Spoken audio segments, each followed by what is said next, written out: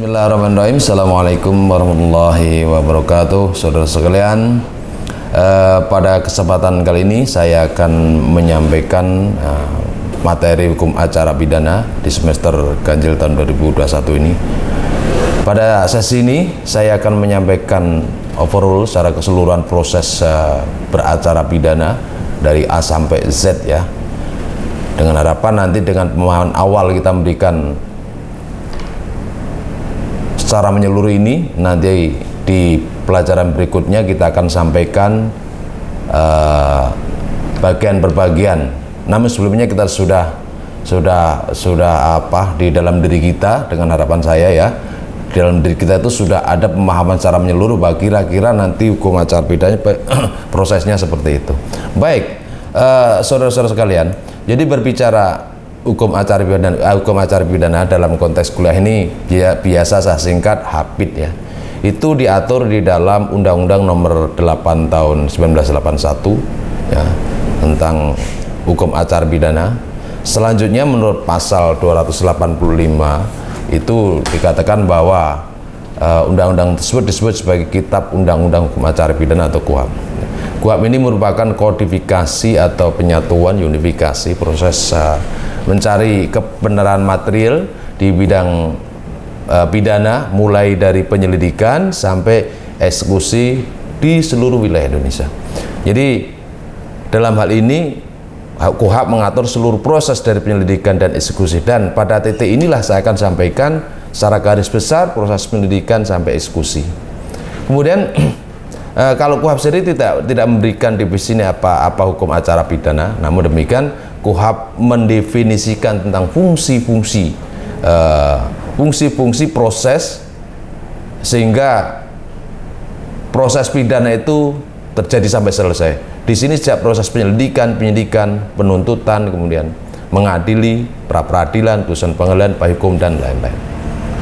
Nah, hukum acara pidana ini kalau di beberapa negara itu ada yang menyebut Wetboek van Strafvordering, itu buku undang-undang, itu kalau di Belanda. Kemudian ada yang menyebutnya juga sebagai Criminal Procedure Law, itu di Inggris. Ada Criminal Procedure Rules, juga ada yang menyebut sebagai Code Instruction Criminal, itu di Prancis. Nah, hukum acara pidana kalau kita mencoba memberikan ilustrasi bahwa ini hukum acara ya, berarti di sini ada sesuatu yang harus harus diacarakan. Apa itu? Yaitu hukum material. Hukum material yaitu seluruh ketentuan hukum yang menyangkut rumusan perbuatan dan sanksi pidana. Nah, kalau secara umum itu sering mendengar itu istilah Kitab Undang-Undang Hukum Pidana itu sebagai hukum material yang umum ya, karena ada hukum material yang ada di luar KUHP yang tersebar di beberapa undang-undang. Kemudian juga ada hukum formil. Nah, disitulah letaknya KUHP, Kitab Undang-Undang Acara Pidana yang umum itu disebut KUHP. Kemudian yang di luar KUHP juga ada di luar KUHP, yaitu tersebar di seluruh undang-undang yang ada di luar KUHP, artinya selain KUHP. Nah, hukum material ini bisa tegak ya, bisa dilaksanakan misalnya di dalam KUHP pasal 362, barang siapa mengambil barang ya yang seluruh sebagian milik orang lain untuk dimiliki secara melawan hukum dipidana sekian tahun. Nah, untuk dapat sekian tahun ya, itu perlu cara melaksanakannya, yaitu pakai hukum formil yang disebut sebagai KUHP. Nah, mulai proses yang disebut penyelidikan, kemudian penyidikan, penuntutan, kemudian proses persidangan, eksekusi ya, kemudian kalau memang itu ada dijatuhi dengan hukuman penjara, maka eksekusi menempatkan dia di lapas, yaitu di lembaga pemasyarakatan. Itulah yang disebut sebagai pemidanaan. Nah, kalau para ahli juga mendefinisikan apa sih yang disebut sebagai hukum acara pidana ini, saya ngambil contoh saja karena banyak definisi. Ada di situ kalau dari Belanda itu ada Profesor Simon, Profesor Pompe, kemudian juga ada Profesor Van Hamel, Indonesia ada Profesor Mulyatno, Profesor Sudarto, Profesor Wiryono Projodikoro, Profesor Andi Hamzah. Nanti kalian Anda semua bisa ambil buku-buku itu, karena dari karangan misalnya dari Belanda pun ya itu juga sudah banyak yang terjemahan. Kemudian dari Indonesia misalnya Profesor Mulyatno, Profesor Wiryono Projodikoro, itu juga ada bukunya. Itu mendefinisikan, kalau Profesor Wiryono itu mendefinisikan hukum acara pidana sebagai rangkaian peraturan yang memuat cara bagaimana aparatur penegak hukum dalam sistem peradilan pidana bertindak guna mencapai tujuan negara dan mengadakan hukum pidana. Ya. Dalam hukum pidana diatur bila, kepada, kemudian siapa, bagaimana hakim dapat menjatuhkan pidana.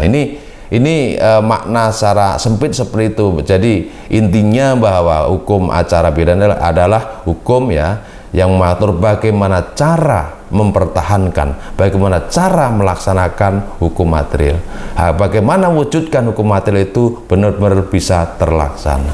Intinya seperti itu. Banyak definisi, saya tidak akan sebutkan semua. Tadi ada beberapa ya. Nanti silahkan buka buku-buku misalnya Profesor Andi Hamzah ya kan, atau Profesor Wiryono sendiri, kemudian profesor lainnya lah, silahkan nanti dicari. Nah, kalau kita bicara sumber hukum acara pidana, ya sumbernya tentunya ya sumber hukum acara pidana itu adalah di KUHP itu sejak tahun 1981, karena hukum acara pidana atau KUHP ini ya itu diundangkan berdasarkan Undang-Undang 8 tahun 1981. Ya, maka ya KUHP ada aja itu. Sebelumnya pakai apa? Sebelumnya pakai yang disebut sebagai HIR, yaitu Heerzeen Inlandsreglement. Itu merupakan peraturan produk kolonial Belanda yang dibuat 1848, kemudian diberlakukan di Indonesia itu tahun 1944 itu untuk hanya untuk Jawa Madura ya.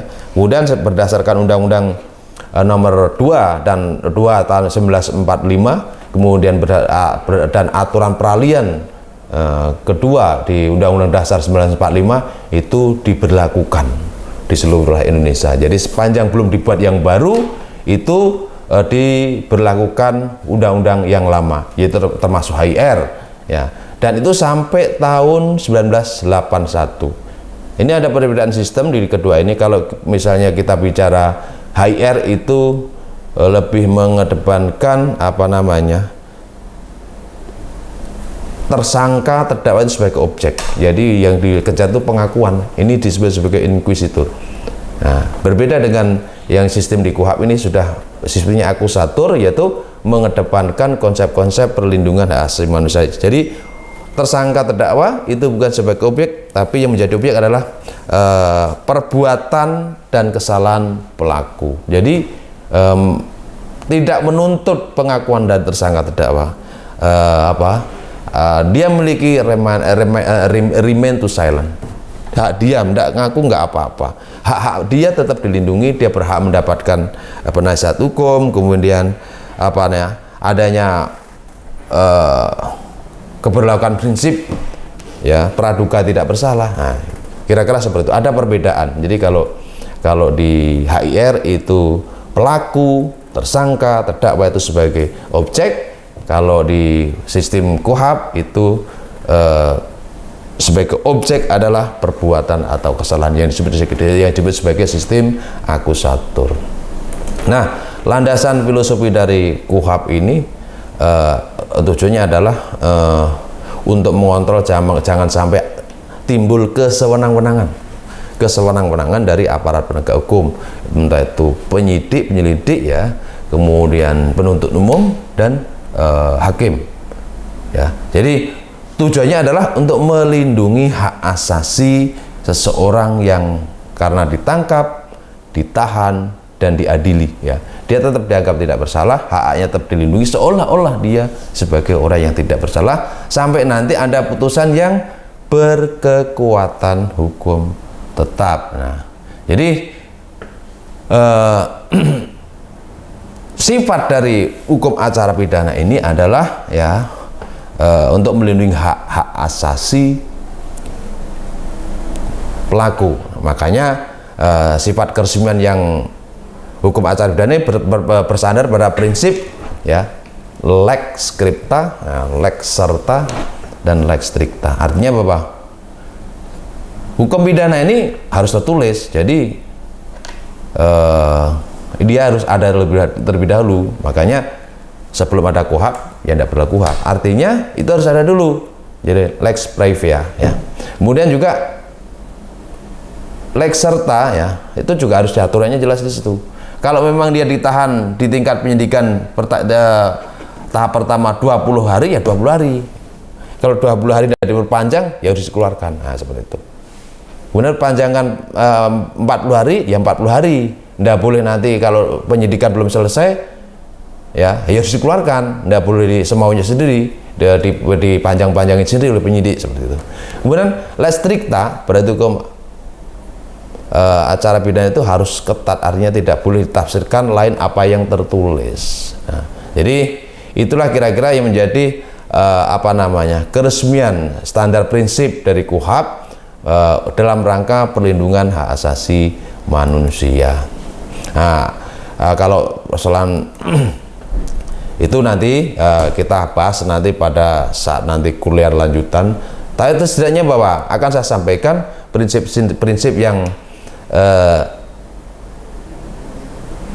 berlaku di dalam hukum acara pidana, yaitu ada tadi sudah saya sebutkan di antara praduga tidak bersalah, kemudian ada prinsipnya adalah legalitas, yaitu harus tertulis, kemudian juga prinsipnya juga harus peradilannya harus cepat, sederhana, dan biar ringan. Artinya tidak boleh mengada-ada, segera mungkin itu harus cepat, kemudian biayanya tidak banyak dan sederhana, prosesnya sederhana. Ini diatur di dalam Undang-Undang Kekuasaan Kehakiman pasal 2 ayat 4 di Undang-Undang 48 tahun 2009 Undang-Undang Kekuasaan Kehakiman. Kemudian juga asas praduga tidak bersalah itu bisa dilihat nanti di penjelasan umum KUHP ya, dan juga di Undang-Undang Kekuasaan Kehakiman. Kemudian ada juga itu asas oportunitas ya. Penuntut umum wajib melakukan penuntutan terhadap siapapun yang didakwa. Jadi kalau sudah didakwa wajib dituntut, diatur di Undang-Undang Kejaksaan. Kecuali dalam hal diatur undang-undang dia bisa menyampingkan perkara melalui Jaksa Agung ya. Ini demi kepentingan umum. Prinsip berikutnya itu pemeriksaan harus terbuka kecuali undang-undang menentukan lain. Jadi ketika sidang dibuka siapapun melihat ya, dengan ketentuan aturan yang diatur dengan mematuhi ya, aturan yang berlaku dalam proses sidang. Kemudian sistemnya aku atur tadi sudah ya. Kemudian asas pemeriksaan hakim itu harus langsung dan lisan, artinya dia harus ditanya langsung kepada yang bersangkutan dan itu lisan, kecuali dalam hal-hal tertentu. Karena situasi sekarang ini pada saat pandemi, apakah itu masuk konteks ya, itu langsung ya, ketika persidangan dengan video conference, ini lain hal, nanti kita bahas pada perkuliahan berikutnya. Kemudian asas juga bahwa tersangka terdakwa harus mendapatkan bantuan hukum. Nah, itu diatur di pasal 69 sampai 74 kuat. Kemudian semua orang diperlakukan sama di depan hukum, jadi equality before the law. Jadi itu beberapa, masih banyak sebenarnya asas-asas yang dipedomani KUHP, itu banyak sekali. Nanti pengembangan berikutnya nanti bisa dipelajari dalam beberapa literatur yang tadi saya sebutkan, dan nanti juga sambil berjalan kita pada perkuliahan berikutnya. Nah, ketika kita bicara proses hukum acara pidana, ya kita harus pahami di situ nanti ada penyelidik, penyidik, jaksa, ada penuntut umum, penasihat hukum, advokat, panitia, hakim, lapas. Nah, itu harus pahami semua ya. Apakah itu penyidik, kemudian apa sih itu penyidik, apa itu jaksa, apa itu penuntut umum. Jadi ada dua istilah, jaksa, penuntut umum, maksudnya dua hal yang berbeda ya. Dua hal yang berbeda tapi melekat pada satu orang. Nah, kalau penuntut umum itu juga penuntut umum itu pasti jaksa ya, tapi jaksa belum tentu dia penuntut umum. Kemudian ada penasihat hukum, advokat, itu diatur di Undang-Undang Advokat, ada penitra pengganti, dan rutan lapas. Nanti juga ada tersangka, ya, terdakwa, ya, terpidana. Itu seorang sarjana hukum harus paham apa bedanya tersangka, terdakwa, terpidana. Jangan sampai salah itu penyebutannya. Kalau sampai salah berarti seorang sarjana hukum yang tidak memahami ilmunya. Nah, tahap-tahap dari proses hukum acara pidana secara garis besar itu adalah dimulai dari adanya laporan, biasanya laporan, ya, masyarakat kepada para penegak hukum, kepada penyelidik atau penyidik, kemudian atau juga kalau tidak, ya, itu berdasarkan pengamatan, ya, pengamatan dari penyidik atau penyelidik. Inilah nanti konteksnya disebut sebagai apa namanya, sumbernya itu kasusnya itu bersumber dari case building. Jadi case berdasarkan pengamatan, kemudian diolah sendiri oleh aparat penegak hukum, oleh penyelidik atau penyidik, sehingga menjadi sebuah perkara. Nah, dari laporan ini nanti biasanya dilakukan penyelidikan.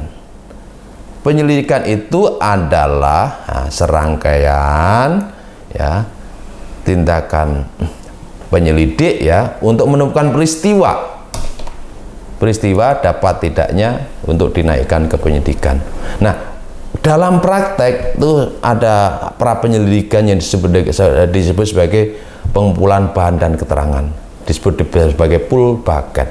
Itu biasanya kalau misalnya masih ragu untuk menaikkan ke proses penyidikan, dia akan melakukan pengumpulan bahan dan keterangan. Jadi dia akan melakukan clandestine, melakukan kegiatan clandestine, kemudian melakukan kegiatan underground yang sifatnya itu tidak diketahui orang. Dia akan mengumpulkan bahan-bahan, ya, untuk memperkuat informasi yang terima apakah bisa dinaikkan ke penyelidikan. Kemudian setelah penyidikan nanti ada penyidikan itu lebih tinggi, itu adalah yaitu serangkaian kegiatan penyidik, ya, untuk mengumpulkan bukti, ya, dengan bukti itu untuk membuat terang tindak pidana dan menemukan tersangka. Jadi ketika peristiwa di tingkat penyelidikan itu sudah dapat diingat penyidikan, nanti di penyidikan itu akan dikumpulkanlah bukti-bukti, ya, sehingga peristiwanya tadi menjadi apa? Menjadi terang, dan kemudian jelas siapa tersangkanya. Itu di tingkat penyidikan. Posisinya sudah menjadi seorang tersangka. Jadi orang menjadi tersangka itu dihitung sejak proses penyidikan. Kalau dia sudah ditetapkan menjadi tersangka, maka dia namanya tersangka. Kemudian kalau penyidikan sudah selesai, diserahkan kepada penuntut umum, ya, untuk diteliti. Nah, diteliti oleh penuntut umum apakah berkasnya sudah lengkap belum. Artinya bahwa kelengkapan formal material, materialnya itu apakah dakwaannya itu sudah sangkaannya itu, ya, sudah didukung dengan alat bukti yang memadai, ya.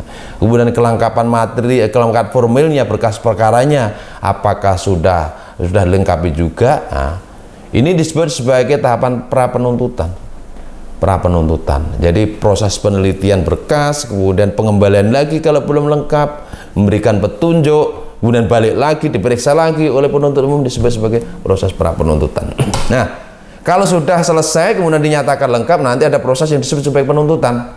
Dibuat dakwaan, kemudian dilimpahkan ke pengadilan, berkas perkara itu beserta tersangka dan barang buktinya. Nah, itu disebut proses penuntutan, yaitu proses melimpahkan perkara ke pengadilan. Disebut sebagai proses penuntutan. Disitulah nanti setelah dilimpahkan ke pengadilan, ya, proses yang seorang yang statusnya tersangka menjadi terdakwa, sudah menjadi terdakwa. Nah, di situ dilimpahkan ke pengadilan berdasarkan dakwaan yang disusun berdasarkan berkas perkara yang dibuat oleh penyidik, dilimpahkan ke pengadilan oleh penuntut umum, ya, oleh penuntut umum. Kemudian dilakukan pemeriksaan sidang. Pemeriksaan sidang ada prosesnya, sekian proses. Nanti setelah dinyatakan bersalah, dibuatlah putusan oleh hakim, ya. Ketika dia dibuat putusan, ya, kemudian dia menerima putusan itu, ya, terdakwanya, maka dikatakan putusannya telah memiliki kekuatan hukum tetap. Kemudian akan dilakukan eksekusi oleh jaksa. Ya. Jadi yang mengeksekusi nanti jaksa, bukan penuntut umum. Ya, jaksa. Statusnya sudah menjadi terpidana. Itu kalau dia langsung menerima putusan. Jadi kalau langsung menerima putusan, kemudian penuntut menerima putusan, maka perkara itu telah berkekuatan hukum tetap atau inkrah van gewist, sehingga perkara bisa dieksekusi oleh jaksa. Kalau tidak, bisa melakukan upaya hukum ke pengadilan tinggi sampai nanti tingkat kasasi. Di terakhir itulah tingkat kasasi, tidak ada upaya hukum lagi yang biasa, ya. Nah, sehingga kalau sudah kasasi nanti bisa langsung dieksekusi. Itu secara garis besarnya. Nah, kalau proses persidangan sendiri, ya, proses persidangan sendiri itu melalui beberapa tahap yang yang normal itu ada beberapa tahap, yaitu pertama yaitu setelah dilimpahkan maka akan ada pembacaan surat dakwaan oleh penuntut umum, kemudian ada tanggapan terdakwa atau penasihat hukum terhadap dakwaan yang diajukan oleh penuntut umum, ya. Tanggapan dulu yang disebut sebagai eksepsi, ya. Setelah itu akan ada tanggapan dari penuntut umum untuk menanggapi eksepsi itu, ya. Setelah ada jawab nanti, ya, akan diambil putusan oleh hakim, majelis hakim yang disebut sebagai putusan sela untuk menyatakan apakah eksepsinya diterima atau tidak. Kalau eksepsinya diterima, tergantung nanti penerima seperti apa. Kalau misalnya dakwaan batal demi hukum atau dakwaan dinyatakan tidak terima, kalau dinyatakan tidak terima, ya berarti berkas perkara dibalikin, dakwaan diperbaiki, bisa dilimpahkan lagi. Atau juga nanti penuntut umum bisa melakukan perlawanan. Ya. Kalau eksepsinya ditolak, maka hakim akan memerintahkan penuntut umum untuk melanjutkan persidangan dengan memanggil saksi-saksi yang telah ditentukan di dalam berkas perkara atau dilakukan proses pemeriksaan pokok perkara. Inilah yang disebut sebagai pembuktian. Jadi pertama pembacaan dakwaan, kemudian eksepsi dan tanggapan eksepsi, kemudian putusan sela, kemudian pembuktian. Pembuktian itu isinya adalah pemeriksaan pokok perkara berupa pemeriksaan saksi, pemeriksaan ahli, ya, saksi ahli baik itu yang meringankan maupun yang memberatkan. Meringankan itu adalah saksi-saksi atau ahli yang disediakan oleh tersangka, terdakwa atau penasihat hukum. Kalau saksi yang memberatkan itu saksi-saksi yang disediakan oleh penuntut umum yang bersumber dari berkas perkara. Umumnya bersumber dari berkas perkara. Kok dikatakan umumnya? Karena nanti juga kadang-kadang ada saksi yang di luar itu, di luar berkas perkara, yang tadi tidak diperiksa di tingkat penyidikan tapi sebenarnya relevan untuk diajukan di persidangan. Nanti penuntut umum bisa meminta kepada hakim agar diperkenankan untuk mengajukan saksi lain di luar berkas perkara. Itu namanya saksi di luar berkas perkara, bagian dari saksi yang memberatkan, ya. Ya, saksi acat. Jadi yang memberatkan itu bisa saksi ataupun bisa ahli. Kemudian yang meringankan sama juga bisa saksi, bisa ahli. Masing-masing pihak bisa mengajukan saksi atau ahli. Kalau dari yang terdakwa itu yang meringankan yang disebut sebagai adecat. Kalau yang dari pihak penuntut umum itu yang memberatkan disebut sebagai acat, saksi atau ahli acat. Tuh. Kemudian setelah nanti ada pemeriksaan saksi, pemeriksaan ahli, pemeriksaan barang bukti, pemeriksaan surat juga di situ, kemudian pemeriksaan terdakwa. Setelah itu selesai, nanti akan dibuat tuntutan oleh penuntut umum yang disebut sebagai rekuisitur, ya. Pembacaan penuntut umum artinya menilai, penuntut umum akan menilai bahwa fakta-fakta yang terungkap, ya, itu digabungkan dengan dakwaan yang diajukan. Apakah telah memenuhi, ya, fakta-fakta yang terungkap di persidangan, apakah telah didukung dengan alat bukti, itu akan di-state di dalam surat tuntutan, dan di situ juga nanti akan dimohonkan, ya, hukuman kepada terdakwa.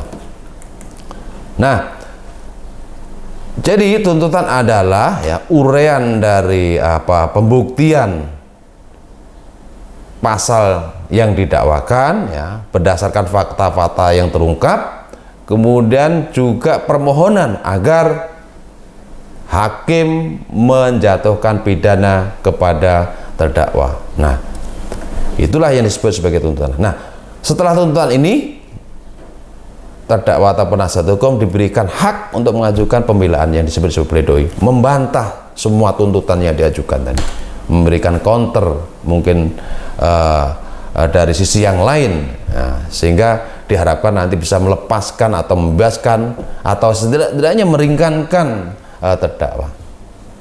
Itu. Jadi pembelaan. Nah, atas pembelaan nanti penuntut umum diberikan hak lagi untuk menanggapi yang disebut sebagai replik, jawaban atas pledoi tadi, jawaban atas pembelaan. Kemudian sekali lagi setelah itu, setelah replik, terdakwa atau penasihat hukum juga diberikan tanggapan sekali lagi yang disebut sebagai duplik. Barulah setelah itu hakim akan mengambil kesimpulan mulai musyawarah hakim. Ya, musyawarah hakim berdasarkan tuntutan, pledoi, replik, duplik, dan fakta-fakta yang dilihat majelis hakim di persidangan. Majelis hakim akan mengambil suatu putusan apakah akan menerima tuntutan atau menerima sebagian atau akan menolak tuntutan.